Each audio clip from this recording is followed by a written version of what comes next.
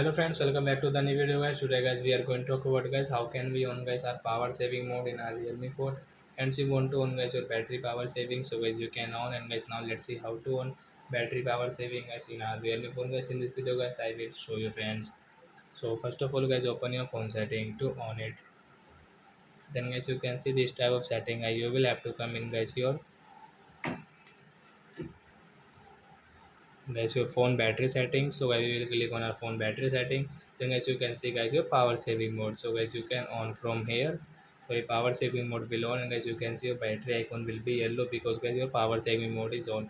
So guys you don't have battery in your phone, so guys you should on it, and guys you can save your battery for some hours in your Realme phone.